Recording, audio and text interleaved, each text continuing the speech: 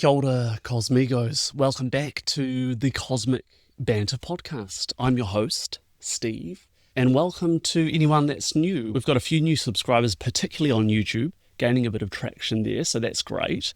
Welcome, welcome.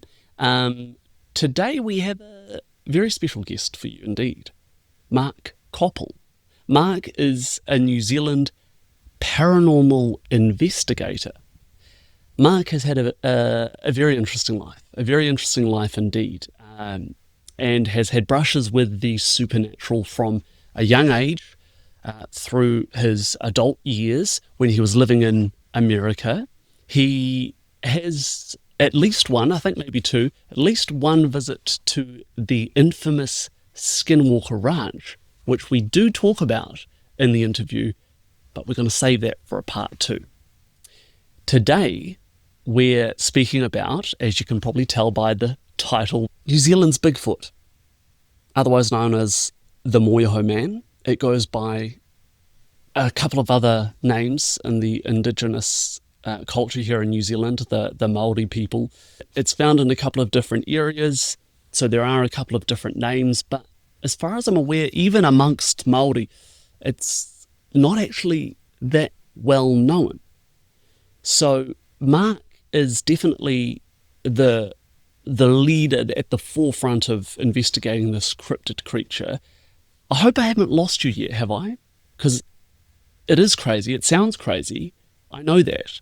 But I would just implore you to give it a listen, to give it a watch. And not only that, but after listening to this episode, please go and check out Marc's YouTube channel, Mountain of Entities. He's put in a lot of work, a lot of excellent work documenting his investigations, both in the paranormal field broadly, but also specifically with experiencers of the Moehau Man, New Zealand's Bigfoot. There are numerous people that he's spoken to in different parts, may I add, different parts of New Zealand. The name Moehau comes from the Moehau Mountain Range in the Coromandel region of New Zealand, but it is found in a couple of other areas as well. I'm going to respect Marc and not talk about those areas because he's, as crazy as it sounds, established a bit of a connection, a bit of a relationship with these creatures, and they feel safe around him. And the last thing we'd want is for these spots to get out and for people to go and try and, I don't know, cause mischief and see what's up and disturb them. I know this sounds crazy. I hear myself as I'm speaking. But let's give Marc some respect and some credit because he's put, as I say, a whole lot of work into this. He's dedicated his life to this. And it's really impressive. This is a journey. The supernatural, it's a journey. It's a journey. And just when you think, okay, I believe in UFOs, that makes sense. Okay, maybe I believe in a Bigfoot somewhere in the Pacific Northwest, California, Washington, Oregon, maybe, but nothing else. Just when you're ready to close the book on the topic, you start to listen to these experiences, these stories, and I would just encourage you to listen with an open mind. Let's crack in. This is a video episode, although it wouldn't be a Cosmic Banter episode without some technical issue. And Marc, I'm sorry I haven't told you this. I only found this out when I started editing. When we were interviewing, I must have about 3 minutes in gone to change something on Zoom, and it actually removed his video. We've still got the audio and everything. It's still a video podcast, so if you're on YouTube, you'll see it's still video.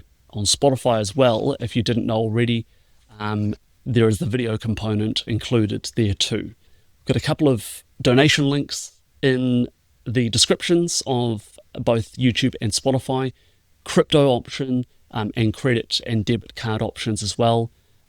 The classic stuff, give us a follow, rate 5 stars on Spotify, comment, interact, like, subscribe on YouTube, and that's about it. Let's crack in. So, this is the Cosmic Banter Podcast. Again, I'm your host, Steve, tonight's episode is Season 1, Episode 20. Wow, at 20 already. And the title is The Moehau Man, an introduction to New Zealand's Bigfoot.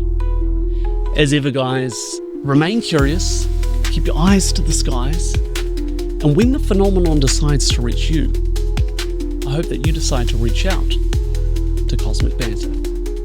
Enjoy, guys.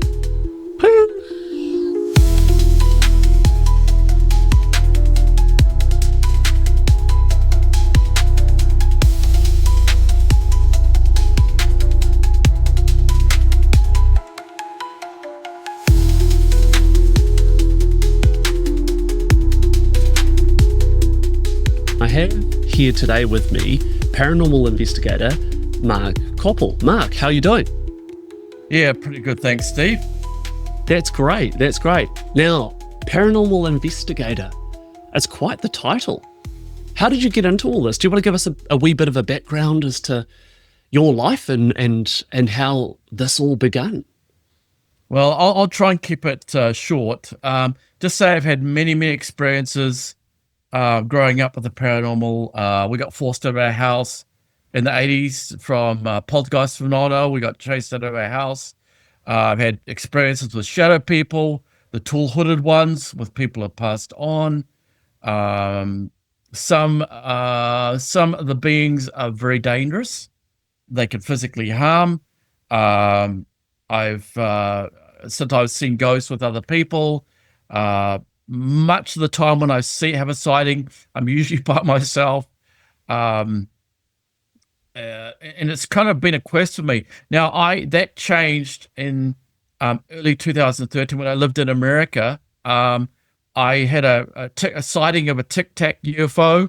I was out prospecting in the southern Nevada desert. That set me off into ufology. And following that path, I encountered what I believe to be a Sasquatch over by Skinwalker Ranch when I went over there. Now, Skinwalker Ranch is the infamous, one of the most haunted places that has just about every kind of thing you can imagine. A smorgasbord from cattle mutilations, portals opening up in the sky, poltergeist phenomena, cryptids such as Bigfoot, paranormal, in its various facets. It not only affected this particular ranch owner, the previous owner, but it also affected people in the outlying area. I got to talk to some of those when I was over there. And Marc, I want to get to that. I want to really talk about your experience in the States and specifically around Skinwalker Ranch. I'm really intrigued by that. So if you wouldn't mind, let's just pause on that. So, was your first encounter with the phenomenon, as it's sort of now known, or paranormal stuff, was that when you were living in the States, or was it from quite a young age? From a young age, in here in New Zealand. I'm now back in New Zealand, but a lot of strange stuff, experiences with relatives who died that I had no knowledge of. Sometimes I'd get premonitions, more so when I was young, just before someone would die. Mum's car's being stolen. And sometimes warning dreams about life events that would be absolutely devastating. So I've had all kinds of, sometimes it's ESP related, paranormal. Some of the stuff is quite scary. Some of the stuff has affected other people in my family, including a neighbor who saw this one entity that was bothering us back in the 80s. So really, this subject is seeded in me from a young age, and wanting to know answers. And it's weird how I've sort of had experiences later in my life, and sometimes my intuition has kind of guided me to those experiences. And why, I don't know. I'm trying to understand that. And I do try to debunk stuff too when I'm doing this. So I don't always just put a big check mark. Oh, that's this or that. I do my best to, if I can, debunk something. Well, we appreciate that here at Cosmic Banter. But no, that seems to be a common thread, which I appreciate. And I think that actually goes underappreciated by a lot of self-proclaimed skeptics. They think that anyone who is into UFOs or the paranormal or cryptids, sort of conveniently avoiding the other facts or other evidence or Occam's razor. But in fact, most people that I speak to and most of the sort of prominent voices in this space are themselves quite skeptical. You want to rule out things, don't you, before, because you don't want to be publicly shamed for something that could be easily explained, could you? Yeah, I like sometimes I make mistakes, and this is why I record stuff when I go out there. I use mics, I use video cameras, sometimes point of view. That way I can actually go over what happened, and I can listen very carefully and say, okay, was this, was this, that? A lot of people that do what I do, who just go into the wild, a lot of them don't record what they do. So when something happens, you can't just play it back and try to dissect what happened, what it was, and it's quite shocking. I mean, some of the stuff I've been able to record has been quite shocking. We're going to get into all of that. Yep. I think it would be remiss of me not to mention that you have a YouTube channel, don't you? Mountains of Entities. Mountain of Entities. In fact, yep. That's a name I actually got through ITC instrumental transcript. The beings used that word, Mountain of Entities. I thought, hey, I'm going to do my new YouTube channel on what they told me. So I used it. So. And you've got it in the background there, your documentary, which I just finished watching, or was 2 minutes from finishing, just before this. And last night I was having a gaze, and it was brilliant, Mark. So it's titled slightly differently on YouTube, but behind you, your official sort of title is X-rated, followed by Skinwalker. So X-rated files. The X-rated files followed from Skinwalker, as in Skinwalker Ranch. Yes. And on YouTube, just very quickly, because I do encourage people to watch it, it is titled, the YouTube title is Bigfoot and UFO Documentary Followed from Skinwalker, and it's Mountain of Entities. Everyone go and check out Mark's channel. Now, I know you have a million things, a million stories, and not just on one sort of encounter, not just UFOs, not just skinwalkers, as you briefly alluded to earlier, but a range of things. So I've got some notes, and I want to start, Mark, with how I first encountered you.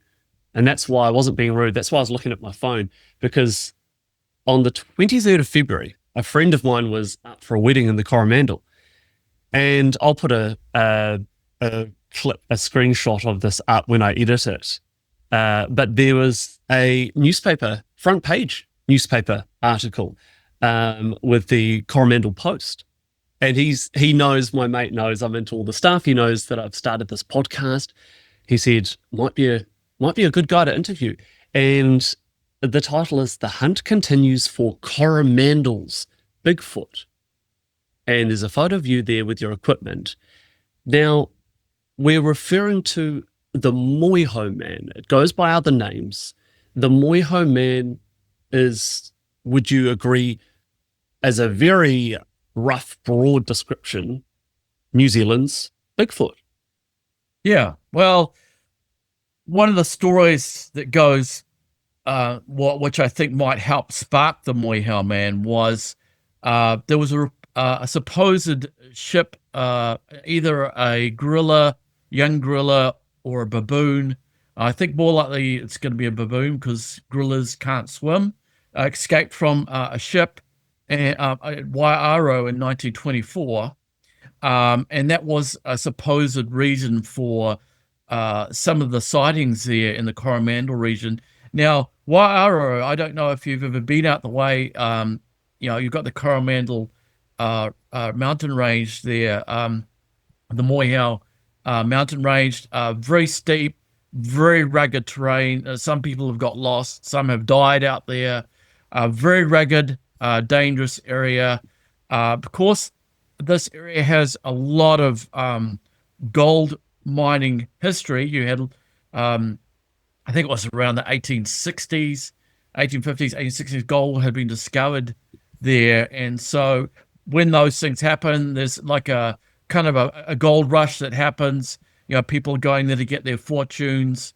There's a lot of old remnants of some of the the battery stampers and other equipment that they would use to crush the quartz rock and to get the gold samples from the rock. So there's this in the background where there's all these people starting to pour into the area. They want to make their fortune. And Maori, they have their own traditions. Talk about the Moehau's, the Rapawais, the Mataros. There's several different names for these giants that they talk about being in the wilderness, and Coromandel is one of those areas. It's right around the mountainous areas around in the wild areas. There's reports of people having encounters with this bipedal humanoid hairy wild man. Now, Maori used to warn the white settlers, prospectors, don't go into the bush at night, don't go in alone. Their warriors were terribly afraid of these giants. They said they could easily overpower anybody. And you can also look into some of the old newspaper clippings, reports back then. Not only do you have the Maori traditions, but also you have some of the settlers who had encounters there. They had their own sighting of New Zealand's Bigfoot or Moehau Man. So the Moehau Range or Moehau Mountain is close to 3,000 feet high, close to 1,000 meters. It's the tallest mountain there. Strange stuff happened. When I was there, I went there for B-roll when I was doing my documentary. I mean, there's a lot of stuff to talk about, but basically that's a lot of the Maori traditions talk about their people getting taken by, not only there's the giants, but there's also the fairy people, the Patapare. I'm probably butchering the pronunciation. Yes, that's in my notes to talk to you about as well. The Patu Pairihi, I believe, is how it's pronounced. Patu Pairihi. We're going to get to that. Let's just stick with the Moehau Man. Now, Sasquatch or Bigfoot for me was a very easy, introduction to the cryptid world and the supernatural, paranormal. Well, not even the supernatural, because to me, it made so much sense. Well, at least it made some sense that in the vast forests of the Pacific Northwest in North America, that perhaps there was a large hominid, bipedal hominid, a distant cousin of ours that had sort of it was intelligent enough to keep itself hidden from humans, and as I say, they're just unbelievably large swaths of forests in the Pacific Northwest. Huge parts of forest that are completely untouched. So that could sort of make sense to me. And then, of course, you hear about the Yeti, the abominable snowman. And that's all I knew about. That's all I heard. And then I listened to one or two podcasts, and, there's Bigfoot sightings in Canada and Mexico. Oh, okay, well, that makes sense because that's all still North America. When I went to Australia, I lived in Australia very, very briefly, and I sort of stumbled across this idea of the Yowie, and I uncovered so many podcasts and forums and websites dedicated to encounters with what the Indigenous people call the Yowie, which is essentially Australia's Bigfoot. And that blew my mind because I thought, again, Australia is an incredibly large landmass, particularly in New South Wales and Queensland, huge swaths of forest. So, yeah, maybe this is something that's yet to be discovered and has always been there and has I guess, learned how to keep very well hidden from humans. The reason I say all this is when it came to the Moehau Man, that to me, that was much more difficult to wrap my head around, because I'm now thinking, well, how has, in such a small landmass, how has this hominid creature, if we're assuming that very, very normal, prosaic timeline, how has that been in New Zealand the whole time and not found? And there appears to be, I'd like you to speak on this, there appears to be a supernatural element to Sasquatch, Yeti, Yowie, and the Moehau Man. Could you speak to that and your views on what the Moehau Man really is? Well, I have a couple of thoughts. One, we talk about sometimes, in hauntings, sometimes the apparitions look like people who were alive. So maybe some of these could be what I would say paranormal related, something that has died and left energy. Now, whether that energy replays itself like a video, there's a stone tape theory where there's a thought that somehow the past gets recorded, and whether it's quartz in the ground or granite, somehow some hauntings, whatever these spirits, whatever you want to call them, some of them don't interact with people, like they just do their own thing and don't interact with the witness. And sometimes they do interact with the witness, and quite terrifyingly. So the Maori talked about some of these beings. Some of their thoughts was that they were supernatural beings, that they weren't normal flesh and blood beings. The same with the American Indians and the Aborigines. Over in Australia, the Jindaris are like the little people. Some of the stuff could be the same kind of phenomena, just different names, worded differently. But as I've read some of the historical records, the Journal of Polynesian Studies, they talk about these beings throwing rocks even. And that's happening around the world, in Australia, in the Americas, even in Europe, the Almasties, the Almas, the Yuran in China. There's aspects to these beings where now they're very, very smart. They're very crafty. They are very strong. They're very acclimated to. We're not acclimated to being in the wild. We would struggle. A lot of the New Zealand bush where I go, some of the areas I go to are very wild. It's like rainforest, basically machete-only areas. Now, these beings, as huge as they are, seem to be able to get out very quickly. Sometimes they seem to just vanish. Like you mentioned, Skinwalker Ranch area. Sometimes these giant footprints were found out there, and they were just in the snow on the ground. And I had one hunter contact me. He hunts possums, and he was on his berm and had all his torch off. He had his firearm with him. He was going to shoot what he thought was a possum. He heard something walking along bipedal footsteps. He suddenly turns on his torch to shoot whatever it is. Hello, nothing there. So there's aspects where, is it this, is it that? And I find while I'm doing this, a lot of this stuff blurs into other phenomena. So I'm a 410 style researcher investigator. So I not only research, the Moehau's, Bigfoots, but also, the fairy people, the ETs, UFOs, paranormal, SP. I wrote a paper in university when I was in university on near-death experiences. I had my own space project. So, did you? That's very interesting. I didn't know that about you. I find me and my mum watch a lot of near-death experience videos. The Jeff Mara podcast is a classic one on YouTube. So you wrote a whole paper on near-death experiences. I want to just, while you say that, let's take a little detour. What prompted you to do that? Had you or anyone else that you knew had a near-death experience? When I was in college, I got very sick, or university. We'd say university here.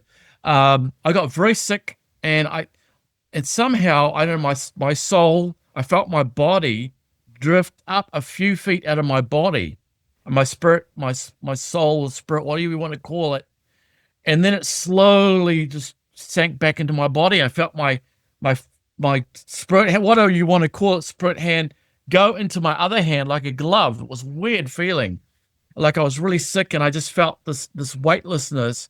And it's similar to I've had out of body experiences when I was younger, sometimes with people who passed on, but yeah, I just and I had a friend who was also from New Zealand who was going to this university with me. I knew he wrote a paper on near-death experience, and I thought this is really interesting, and I wonder, what connections to what I've experienced, So I found it a very interesting subject, and I wonder how this plays into all this other stuff.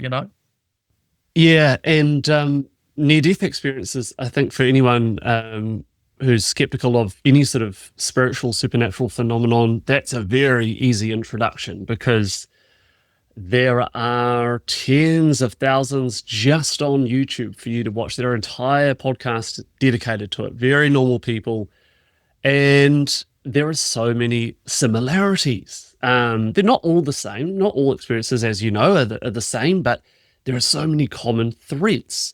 And that in itself is perhaps a bit of a thread back to the Moehau Man, because you mentioned earlier about stone throwing.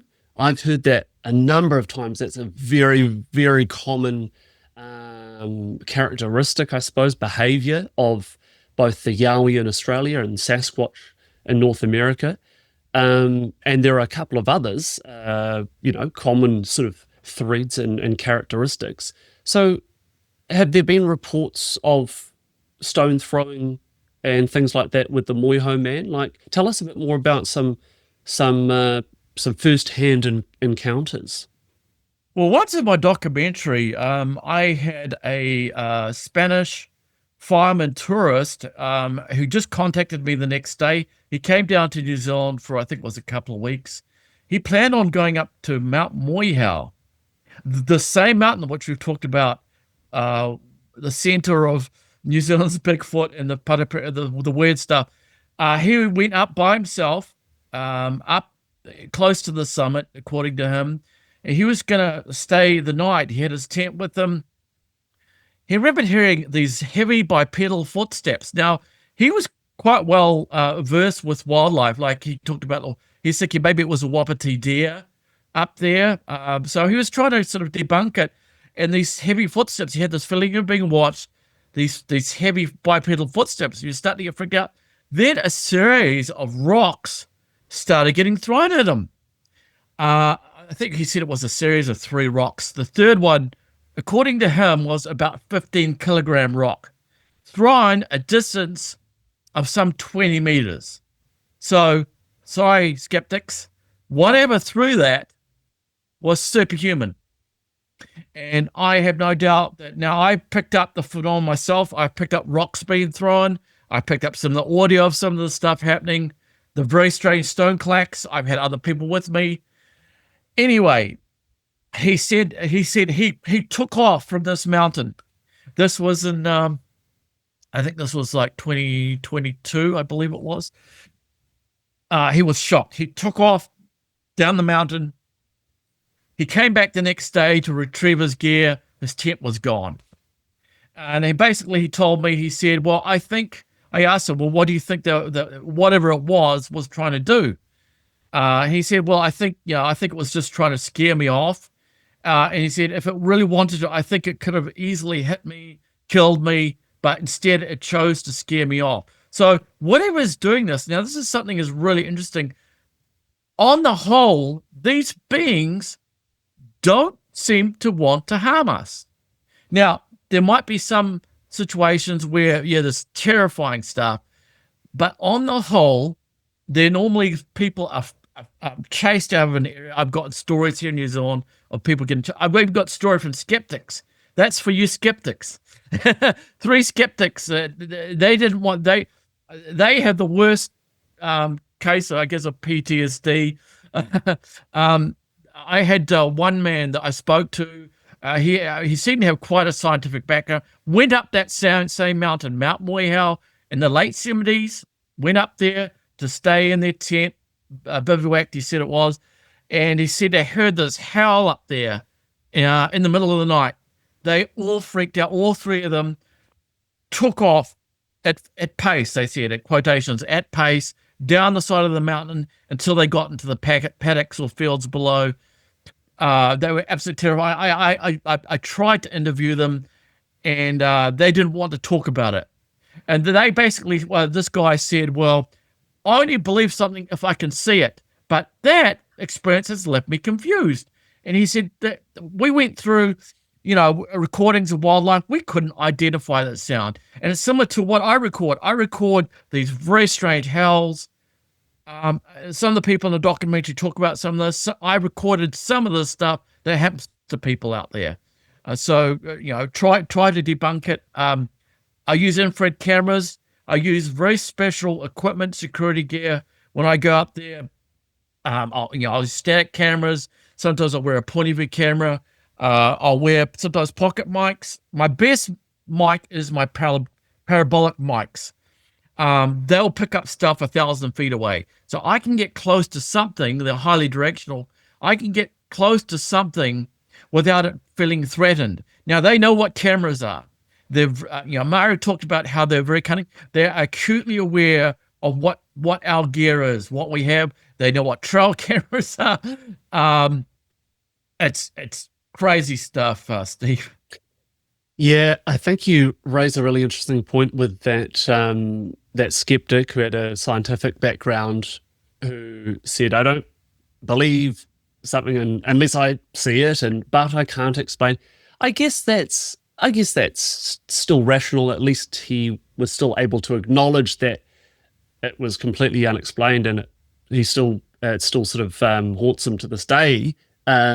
Sure, but I sort of touched on this in an earlier podcast that I did a few episodes back, just sort of reviewing the whole situation with, Jake Barber. You're familiar with Ross Coulthart, obviously, Yes. And his breaking of the Jake Barber story, which is basically that he was part of a crash retrieval program in the United States. And they released actual video of not of the craft that he picked up, but another team member. They recovered that footage. And it's, for all intents and purposes, it's very clear compared to all the little lights and stuff we're used to seeing in these UFO videos. And still everyone was so disappointed, and everyone, oh, look. And I just made this little episode because I thought, at what point is enough evidence good enough? And how do you define evidence? Because everyone sort of says, with the UFO thing, for example, well, I'm not going to believe it until they land on the White House lawn, And funnily enough, there was, as you know, a flyover over the White House in the 60s, I believe. But just bring it back to that guy. That sort of, it annoys me because there is an abundance of evidence. And yes, it's frustrating that we don't have any clear footage necessarily. But that's kind of the point, don't you agree? That they are so cunning and that there is a supernatural element to us. So of course they would want to be avoided. They would not want to be recorded. And this goes for all cryptid creatures and UFOs. Would you agree? Totally. Look, the scientific method does not really work on intelligences that are smarter than us, because they know what our gear is. They know what would happen if they got caught. Now, one of my recordings that I recorded in the wild said, Asimo people, humans kill Asimo people, in a very strange voice. Where I get UFOs, other weird stuff, rocks getting thrown, the stone clacks, the structures, the footprints. they say that humans try to kill them. Now, think about this. Imagine if we could go back to caveman times, right? And you had, let's just say you had the most modern gear, right? You went with whatever, body armor. Okay, so let's just say those cavemen, they threw rock at you from a cliff, or they threw a spear. Hey, that could still kill you, even though you've got modern gear.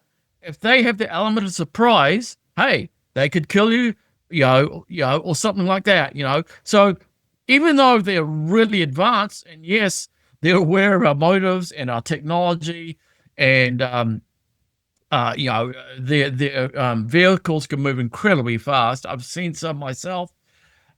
They still had to be very careful. Now, a Stan Gordon researcher, author, wrote a book on Bigfoot and UFO sightings. Sometimes they're seen together. These bipedal creatures are seen getting on these craft, being taken. Really? And sometimes, yes, and sometimes state police saw them as well. Wow. Now, police themselves have seen them. It's a bit like UFOs. I mean, you've got military, you've got pilots, you've got policemen, Yeah. you've got a variety of people have seen these craft. It's the same also with these. I mean, like I just was contacted by a New Zealand pilot a few days ago when he saw one of my videos on the New Zealand hunter, the Maori hunter up in Waima, where he said he had encountered these Bigfoot-like beings out there.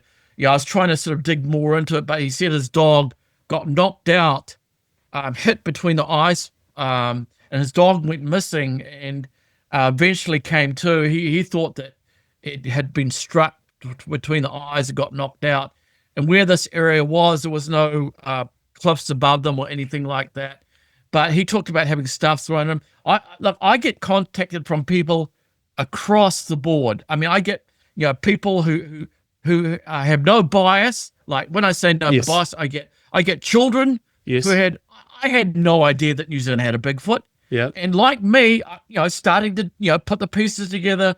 Okay, is this a person playing a trick, or is there some other stuff going on that would be very hard for a human to replicate? And why? And there are people who trickster, people who like to play tricks. So this is why I'm protective of where I go. Yes. Mark, I sense you getting into as well sort of locations and stuff, which is what I want to ask about. But firstly, can you just repeat that line that you said that was picked up in the recording? This was in the documentary, right? Yes. Because part of the documentary, I was up late last night. Part of the documentary got to the point where it was about 2 a.m. and I was falling asleep. And I have a feeling it was around then. Now, when you say they were saying that, humans throw rocks, humans hurt us or whatever, but what do they refer to themselves as? There was a word you used. Yeah. The word that they use, now, what kind of ET, I don't know. They use the word Asimo. Now, this has come through. I also do instrumental transcommunication. I've got a ham operator background, like I got licensed when I was in America, my space project, but I use electronics to communicate with other realms. Now, think about this. Robert Hastings wrote a book about incursions at nuclear missile bases. These anomalous craft, I know, we talk about Bigfoot, we talk about I think some of this relates to each other. You can't talk about one without the other, can you? It might not seem like it if you're looking from the outside, but when you start digging in. Now, he talked about incursions at nuclear missile bases by these UFOs. They could activate and deactivate nuclear missiles. This happened in America. This happened in Russia. Now, if these advanced vehicles can manipulate highly secure missiles, nuclear missiles, they can activate and whatever they are, whatever you think they might be, can access our electronics if they want to. Now, yeah. Dr. Konstantin Roldive was a Latvian psychologist who got very interested in instrumental transcommunication using devices. Now, I compliment what I do. Now, some people are saying, oh, ghost boxes, they're rubbish. Now, yes, you have to experiment. Yes. I ask control questions quite often when doing paranormal investigating. I would ask them, what's the name of this location where I'm at? Quite often, I'd get the control question responded exactly, the answer right.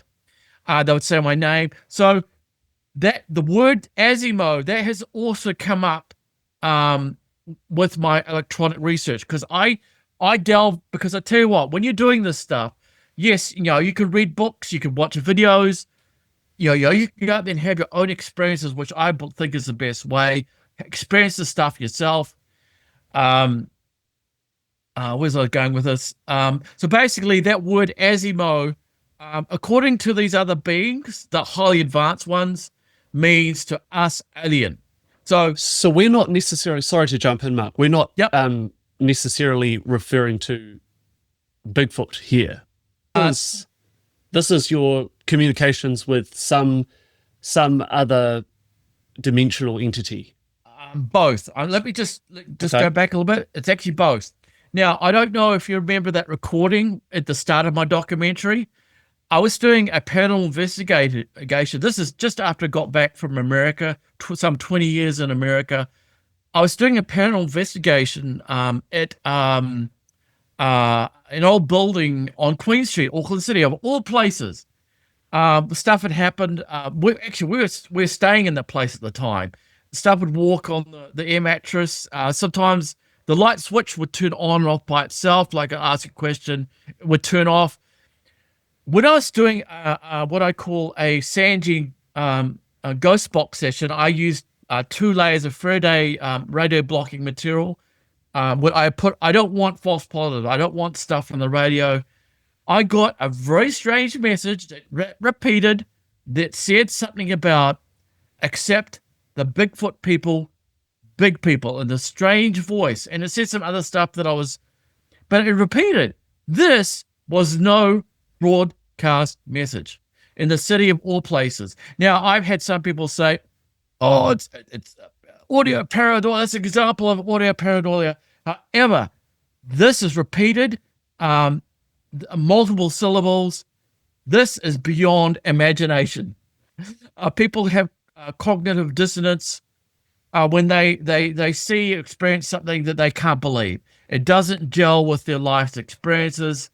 It doesn't mean to say that it's wrong, but it's just the human experience. People experience something. Hey, you can run away from it, hide, or you can maybe put it on the back shelf, maybe try to understand it, figure out what's going on. A lot of people can't handle this kind of stuff when it happens to them. Like some of the Bigfoot encounters, the reports that I get, the Moehau's, some of those people, they don't want to go in the bush again. They're scared. They're terrified. They don't want to go back in the bush.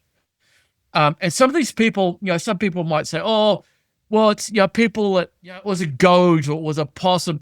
Some people actually see them. Now, some of these people that experience this stuff are wildlife professionals. It's their job to go out there. They do conservation work, park rangers, dock worker, Department of Conservation worker. I mean, I've been contacted by people with the Department of Justice. It doesn't matter your profession.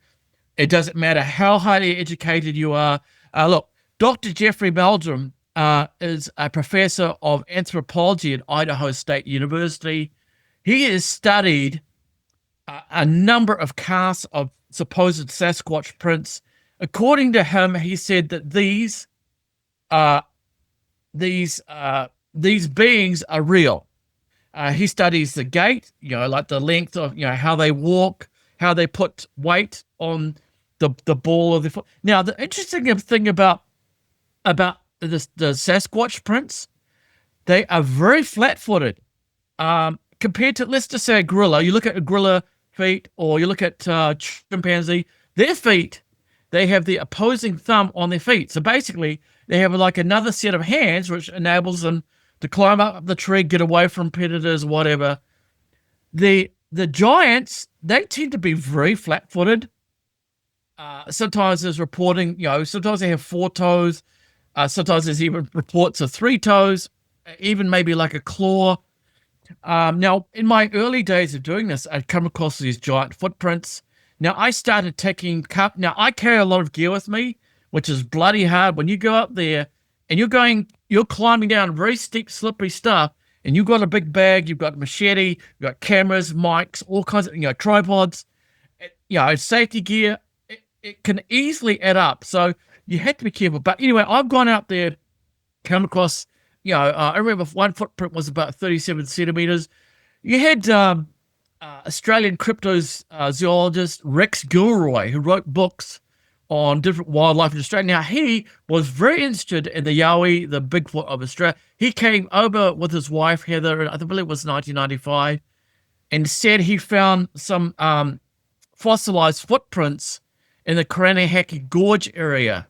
Now, that's an area, too, that has a lot of sort of the Moehau where people have seen. I've gotten a number of reports from, all across the Coromandel to those mountains over there, including the South Island. As I say, it doesn't matter what your educational background is. It's just that you're in those areas. Now, will you be guaranteed an encounter? No. But there's a chance you might see something. Absolutely. Yeah.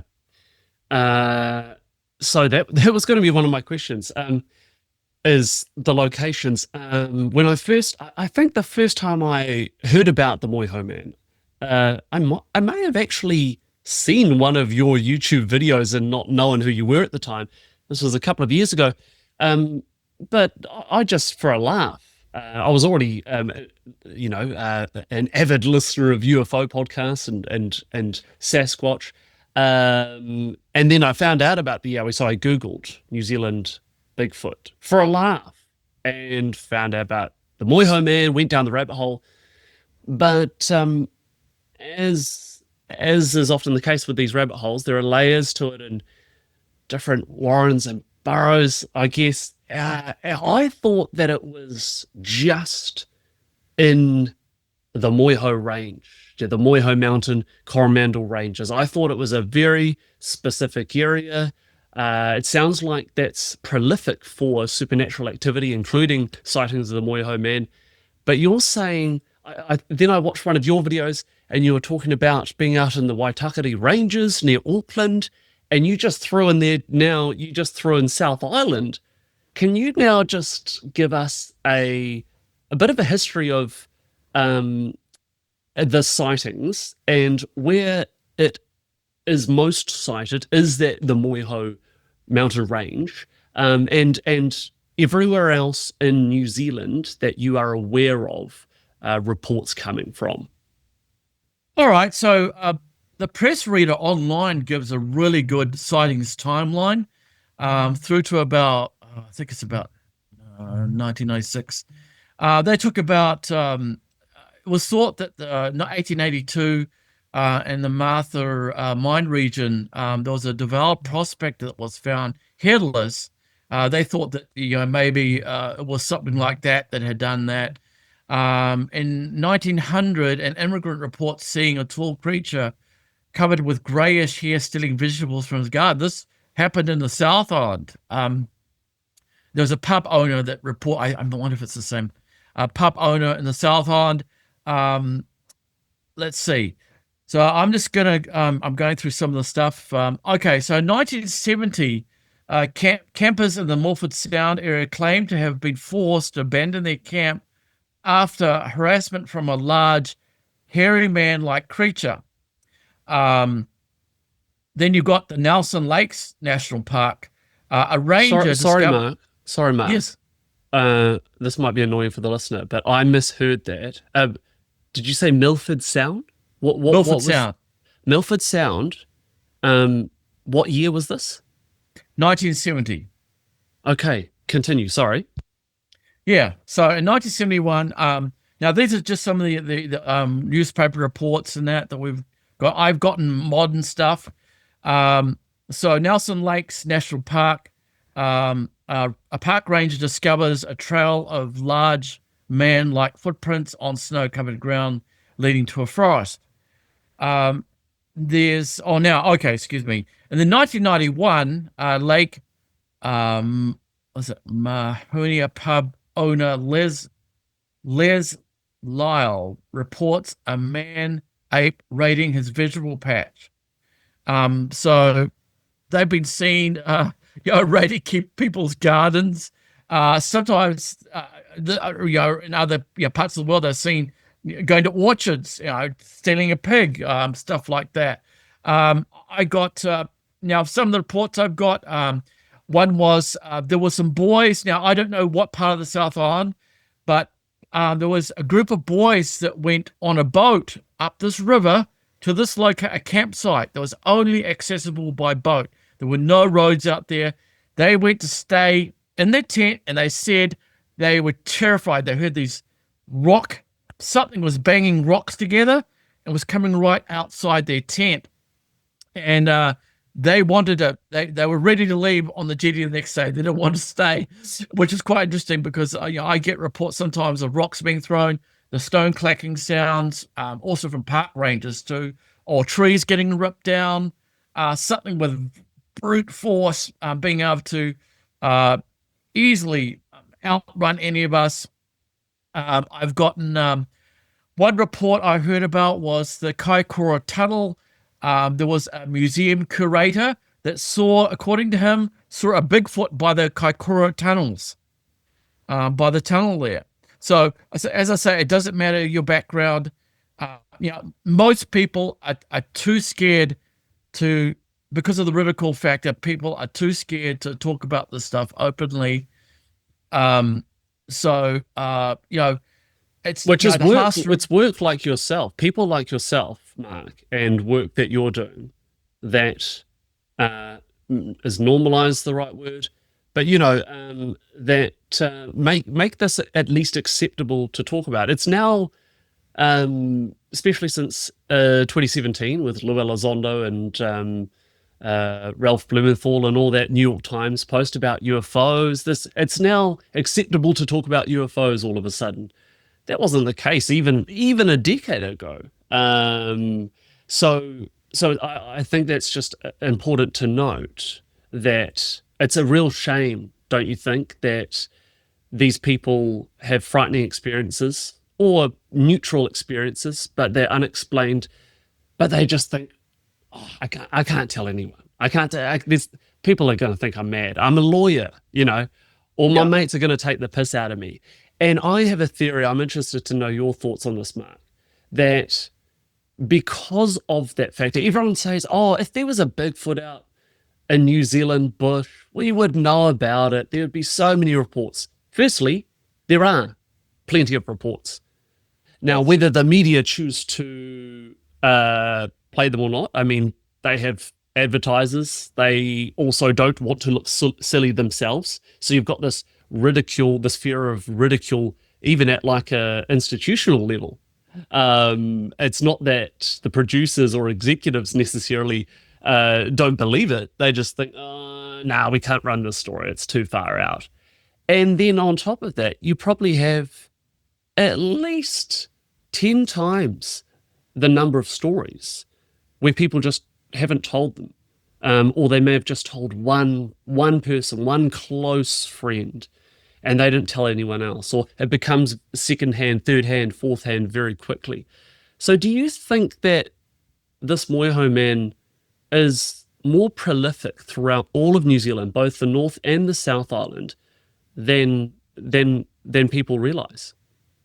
Yeah. I mean, if you're not like a newspaper reporter or in a position like me, now I've talked to some authors that have written books on the subject, what we're talking about now, New Zealand authors. Some of them have not even set foot in the bush to investigate this stuff. They're just basically regurgitating some of the stories, but they're not actually going to investigate. See, that's a big difference between writing about something and investigating something. But I like the boots on the ground approach. That's me. Very powerful to have your own experiences. I estimate I've been contacted by dozens of people the years I've been doing this since my return to New Zealand. To be honest, I grew up here. I had no idea that we even had our own version of Bigfoot here until I started putting pieces and started reading some of the Maori folklore and James Cowan's book, The Fairy Folk Tales of the Maori. I had no idea, and I was absolutely blown away. So, even children. I got a report from three children, three little girls. They're about around the age of 9, 10. This has happened in the Waitakere Mountain Range up here, West Auckland. They went down to this property, which is backed by the bush. They went to go to a play hut in the bush. So they go down to this bush area. They said they come across this giant, they reckon it was about 8 feet tall or something, with red eyes staring at them. And they froze. They was in shock. They couldn't believe what they're saying. And so one of them picks up this a piece of wood and throws it at it. And it slowly made its way and growled, gave this big, deep, grumbling growl. Now, I know that these sounds are very powerful. Whatever these powerful set of lungs that I don't know anyone can explain now some of the recordings. But anyway, they fled back up to the house. These three girls. I got a report of an adult as a kid who said they saw a Bigfoot outside the window. Even the Waitakeres. I've gotten reports. A former soldier that got chased by something who's out there on a Karamatua track. Got chased out of a track. It was in winter time. I believe it was. I think it was dusk. It was getting dark, and something was moving these panga trees. He said he saw these, what he described as shadows, by the the waterfall series of waterfall area. I've been up there, but so I get people that have had these experiences, and most of the people will not talk about what they encounter. They'll completely, if you try and like the skeptics, the one skeptic that I spoke to, his mates didn't want to talk about it. I tried to interview him because I thought, oh, this is someone with a science background. I really want to interview you, but the stigma of talking about UFOs, that's one thing, but it seems to me when you talk about the Moehau's, the Rapawais, the Maros, New Zealand's Bigfoot, there's a big stigma here where people will make fun of you. It might affect you getting a job. It's like pilots, pilots talking about, well, I see this, this disc flying, they're worried about, hey, am I going to get fired? Because then, psychologists might say, oh, well, I've got delusions of grandeur, or, one of the many psychological definitions for people with mental illness in that, and sometimes, you get multiple people like that article that you saw by Jim Birchall in the Hauraki Coromandel Post. He said after that article went out, he got, was it that one? Or he also did one in the Herald a year before that. But there was this couple was driving along this road. I believe it was in the Coromandel area, and they saw this giant, I think it was like pretty dark conditions, something leaning down to roadkill on the road. They see this thing, they're in shock, and I think the man wanted to go back. And I get reports like this. I got another one. Was that reporter that wrote the article with you on the front page at the Coromandel Post? Are you saying that someone reached out to him about was that a recent experience? Yes. Do you know? Yes. Did he say how recent? I forget offhand how, but it was, I believe, within the last sort of few years, kind of thing. Yes, recent memory. I also got one of a couple that were driving down by Mary. They said they saw this 9-foot giant.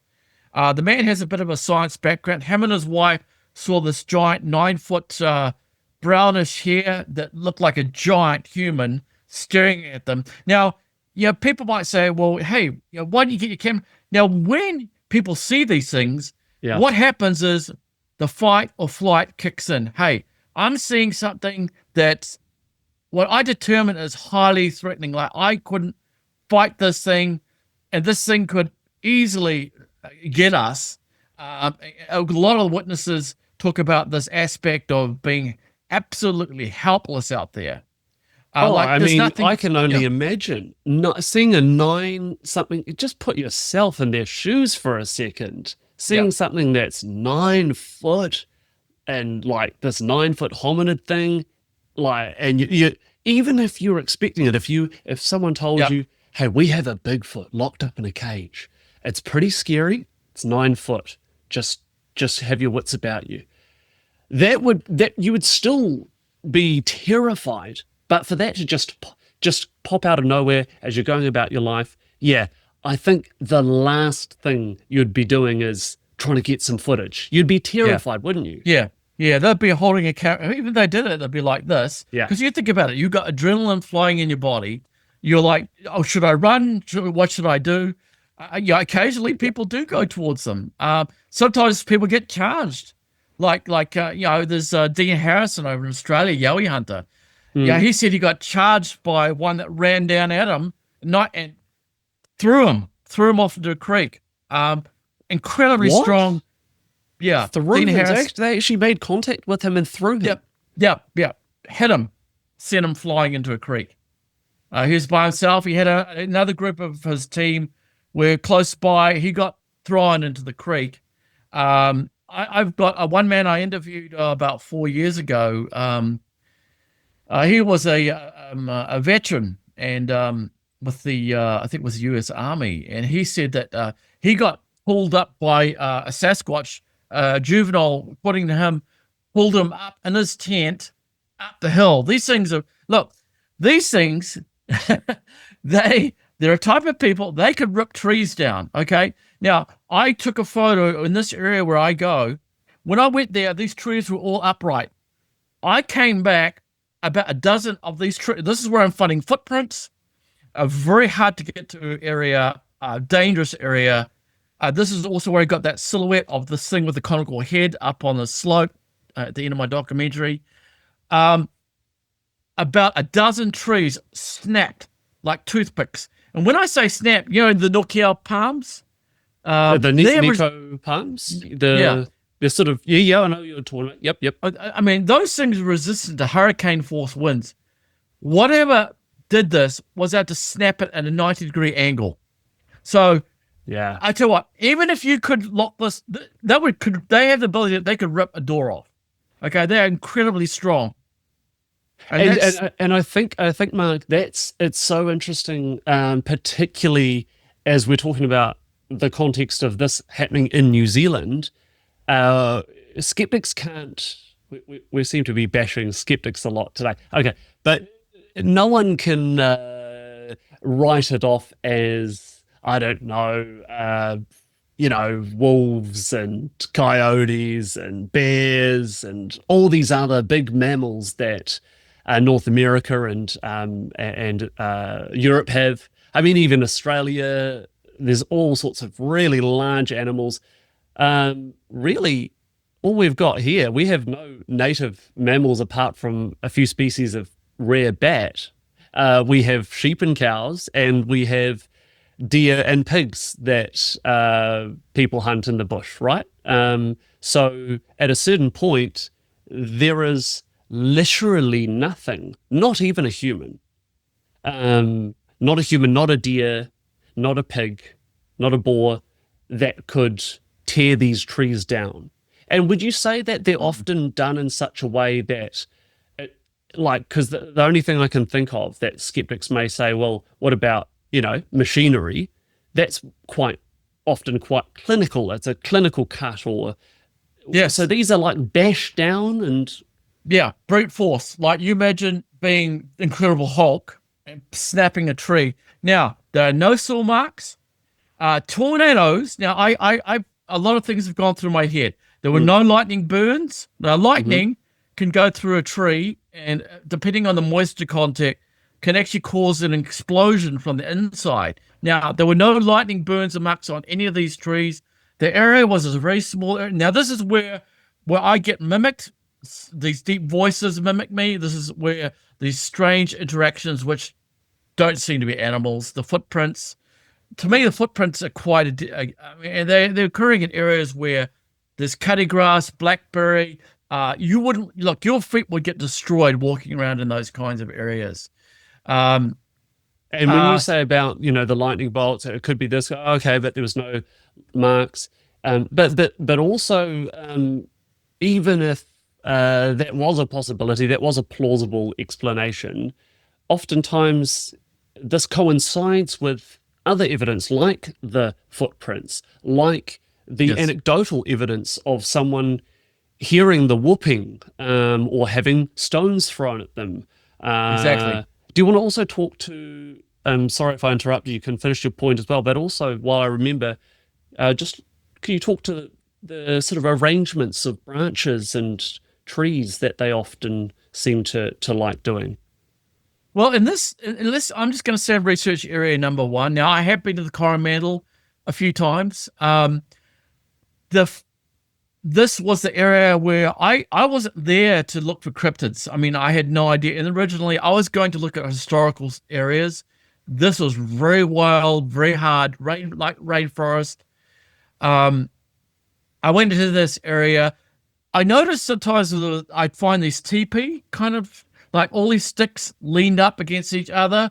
Sometimes there was these tree beams like would pull down and anchor the branch down, like they'd bend it over like a loop. Sometimes I'd find these asterisk types of shapes.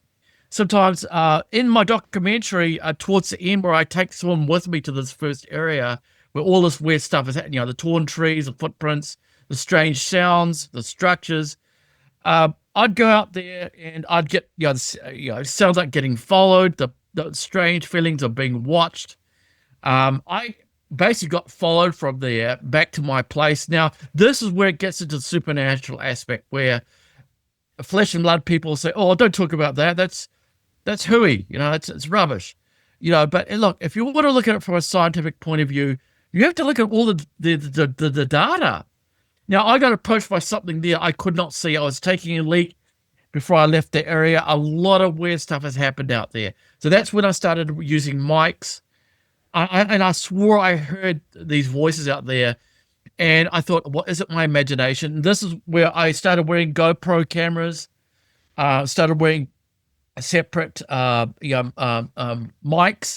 because the early GoPros are crap for recording audio. So I started when I used better gear, that's when I started recording what they were saying. And sometimes it would say my name. I mean, this stuff, look, people get frightened by this stuff because, hey, this is something that's happening beyond my control. And these beings, whatever you want to call them, they are incredibly smart. They're smarter than us. They can outpower us, outthink us. They can mimic. According to Maōri, so in the Maōri folklore, they talk about being able to mimic bird life. Now, I have recorded intelligent interactions where I asked them to bang a stick at night time. You'll hear something go bang, bang, bang, bang, bang. That ain't a possum. That ain't a pig. Sometimes I record like what sounds like a pig squealing. I thought was a pig. Then there's talking associated right with it. Now, I use infrared night vision cameras often. Right? So anyone that's sneaking around in there, drug dealer, SAS, I'm just thinking of all the things people tell me, the SAS, drug dealer, hermit. I have thermal cameras that can pick up anyone that's trying to play tricks on me down there. That would pick them up. Now, these areas, they're hard to get through during the day. Like I use a machete. Often I use a machete to whack through. These are very hard. If you're not careful, you can slip, you can break a leg or something. Very dangerous areas. And I have been into the wild in America. And I tell you what, our wild is rugged. It's volcanic. A lot of it is volcanic. Very steep slope. The ground is very slippery. You can, if you don't know what you're doing, if you're not careful, you can get seriously hurt. Yeah, and that's right. And I'm interested to dig a little deeper, Mark, into we've got teepees in sort of teepee arrangements of sticks, of logs in really remote areas of bush. We have rock throwing, we have whooping, we have mimicking and sort of talking weird stuff like that. We have all the branches being smashed through and trees snapped. And then we have the actual sightings as well. On top of all of that, if that wasn't enough, we have all these anecdotal reports right up until current day, as you've described with the reporter, that person who reached out to the reporter who saw something 9 foot. So I don't know what more people want. And I think as well, if we did get a very clear photo of the Moehau Man, immediately, especially in 2025, people are just going to say, well, that's AI. Right. So at what point, and not that people have to believe, and not that you and I are necessarily out here to convince people, but I think at bare minimum, people who are skeptical or don't believe or think it's dubious have to respect those who have had an encounter and not rubbish them off, because they know what they saw. This is the case with all the supernatural phenomena, as you know, is at the end of the day, a lot of these experiencers are quite happy saying, I don't know what I saw. It's unexplainable, but I know what I saw. I saw something. It didn't make sense prosaically, but I saw something.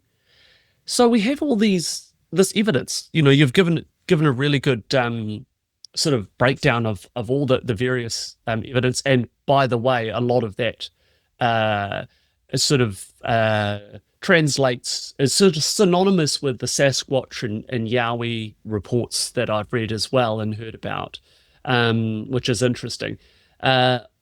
One other characteristic that I've heard, particularly in North America, but also with the Yowies in Australia, is, now that we're going into the realm of the supernatural, I'll ask this question, is this idea of what they call mind speak. I'm sure you've heard that term. And basically, for those listening who don't know what that term refers to, it's basically a form of telepathy, and it's sort of a term that Sasquatch enthusiasts have coined to describe their language, and that they can make physical sort of whooping sounds and apparently very good mimics as well, but for the most part their communication is telepathic.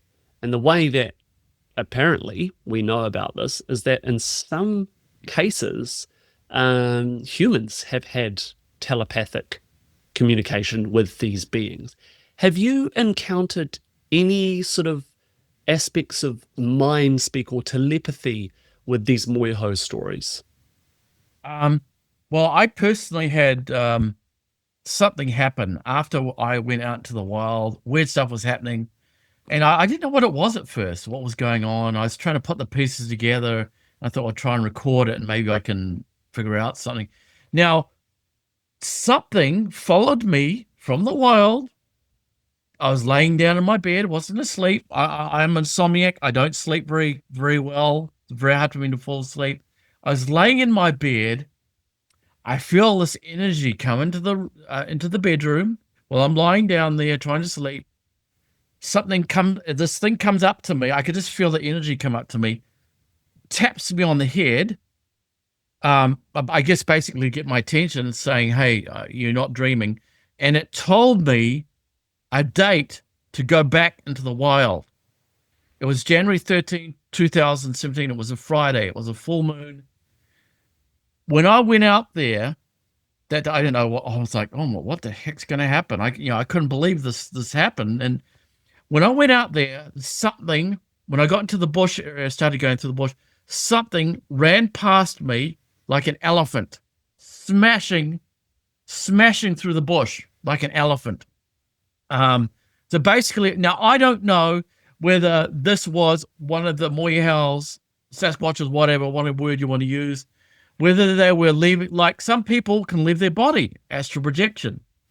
Were they phasing out? Were they physically changing their vibrational frequency and phasing out of our reality? Now, I have got portals. The word portal, bush portal, has come up in some of my recordings. and it was being seen over at Skinwalker Ranch. But Bush so I got portal? Did you say bush portal? bush portal, yes. Those words have come up in some of your recordings. Yes, out in the wild. Yes, Wow. one of the voices said something about, "Don't use the portal; you will die a horrible death." So some of these beings, and see, I could go back to Skinwalker Ranch where I had that rock thrown next to me and my ex-girlfriend at the time. I wondered, now Skinwalker Ranch has a lot of open spaces. Yes, there's rocky areas. Yes, there's areas with bush, but it has a lot of open, flat, it's high desert. I was thinking, how are these cryptids, how are these beings getting around a lot of these open areas without being seen? How are they doing it? Are they jumping in from, now Skinwalker Ranch, I've seen portals have been seen opening. This farmer saw these portals open up had a different sky open up. Scientists have seen these portals open up as well during the Robert Bigelow period. So there's a lot of strangers. Do you want to give, seeing as we've now sort of moved to that, because I did want to talk to you about Skinwalker Ranch. Funnily enough, I wanted to show you this. I take it you've read this. I think can you see that? Oh God, the green screen. Yes. Hold on. There we go. This is horrible. Oh my God. Anyway, Skinwalkers at the Pentagon. James Lukatsky, Cole Kelleher, and George Knapp. Yep. Yes. To be honest, I have not read that one. But do you want to give the listener, some history of Skinwalker Ranch? Because you're obviously familiar with all those characters. Yeah. Yeah. Well, northeastern Utah is an area where I visited. I had a Tic Tac UFO sighting in early 2013, where I had two strange people approach me. Now, after that UFO sighting and those two very strange people that approached my parked car in the desert, I had to get answers. So we're going to have to wait until part 2 of my interview with Marc to find out if you got said answers. Thank you, Marc. What an interesting life. What an interesting guy. Really appreciate your time and looking forward to the next episode, part 2, which will be coming up in a few episodes' time. Really eager to hear that Skinwalker Ranch story. Got a bit of homework for everyone. Most people, if you're interested in this topic, would have heard of Skinwalker Ranch. If you haven't, a quick Google or YouTube of Skinwalker Ranch will come up with some pretty interesting content. And again, would strongly encourage you guys to check out Marc's channel on YouTube, Mountain of Entities, where he has a range of those interviews with people who have encountered the Moehau Man, as well as the documentary itself. I know that a large percentage of my subscribers are Kiwi, so if you or anyone you know has had an encounter with the Moehau Man or any of the other names it is known by, please reach out. Watch this space, because I think this is just the beginning. Marc's the main trailblazer, but I'm keen to shed some light on this beautiful cryptid creature. How special that New Zealand has one of these cryptid creatures. And it's not something awful like a dog man. I don't want to jinx anything. Speaking of dog man, next week, or rather next episode, whenever that airs, will be my 4th and final part of my interview series with Brock. If you're new, go back and check out the previous 3 episodes. This guy has had a wild life, full of paranormal encounters, some really out there stuff. So your homework is to research Skinwalker Ranch in preparation for part 2 of our interview with Marc. And also I'll link in the related podcast section of Spotify on this episode, as well as in the YouTube notes, I will link my episode on the werewolf of Whiteleaf Park to give you a bit of a teaser, bit of a taster for the phenomenon that is known as the cryptid creature, the Dog Man. And I'll also link one of my favorite podcasts, Dog Man Encounters Radio. And that is maybe, just maybe, the content of part 4 with Brock. That will close out season 1. I really appreciate all of you guys' support. Thank you for subscribing, donating. I see you doing that now. Thank you. I've got a few episodes already lined up and ready to go for season 2, but I'm back in investigative mode, so I'm keen to start collating stories again, whether it be the Moehau Man, Dog Man, UFOs, near-death experiences, anything really that's remotely supernatural. If you've got a story, you know where to find me. X, TikTok, YouTube comments, Spotify comments. Appreciate it. Thank you guys, and thank you, Mark, again. Have a good night. Peace!